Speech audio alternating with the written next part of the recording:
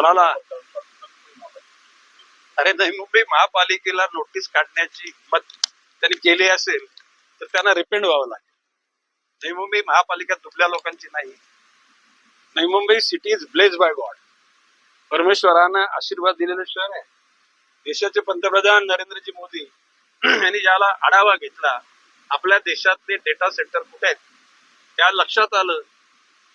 त्या ठिकाणी इंग्लंडमध्ये, काही ठिकाणी सिंगापूर, अमेरिका, चायनामध्ये डेटा सेंटर आहेत. आणि मग त्याला 2 वर्षापूर्वी मोदी साहेबांनी सांगितलं की डेटा सेंटर 5 वर्षाच्या आतमध्ये आपल्याकडे आला पाहिजे. सुदैवानं ज्या 2 शहरांची नेमणूक झाली 5 लाख कोटी रुपयाचं डेटा सेंटर नाही मुंबई शहरात. चेन्नईमध्ये 5 लाख कोटी आणि राहिलेले 5 लाख कोटी हे देशातल्या अन्य सगळ्या शहर. म्हणजे या ठिकाणी आम्ही जे 2000 साली घरपट्टी पाणीपट्टी वाढणार नाही बोललो होतो ते 20 पर्यंत संपलं. प्रशासकीय कालखंडात ज्या जे आयुक्त महोदयांनी विचार केला, मी त्यांना लोकांच्या अडचणी सांगितल्यानंतर आता शेवटचे जे आयुक्त म्हणून होता त्याला शिंदे समितीने तुम्ही वाढवू नका. आणि आता मी या निवडणुकीच्या बरोबर आणखी 20 वर्ष वाढणार.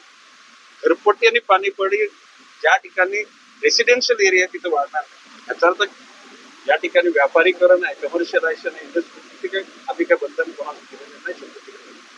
निश्चितपणे तोलमोल के बोल या शहराच्या विकासाकरता जितका पैसा लागेल तो या औद्योगिकरणामधून काढला जाईल. दुसरी गोष्ट अशी की मोरबे धरणाचं पाणी हे नवी मुंबईच्या लोकांकरता सरप्लस असेल तर एखाद्या दिवसाकरता किंवा 8 दिवसाकरता धरणाचं पाईपलाईन फुटली तर डेफिनेटली दिले जाईल. आम्ही आमच्या लोकांना सांगू 8 दिवस जरा थोडं पाणी कमी होतं, परंतु कायमस्वरूपी पाणी देत म्हणून कोणी दादागिरी करत असेल ना त्याची दादागिरी मोडीत काढली जाईल. आणि मी सुदैवाने सांगतो आताचे आलेले सिडकोचे एमडी म्हणजे पूर्वीच्या नालायक होते असं माझं म्हणणं नाही, पण आताचे जे आलेले अतिशय जनतेशी कनेक्टिव्हिटी असलेले एमडी आहेत. पनवेल, नवी मुंबई आणि रायगड जिल्ह्यातील ताज्या बातम्या आणि नवीन घडामोडी पाहण्यासाठी सबस्क्राईब करा कोकण संध्या न्यूज.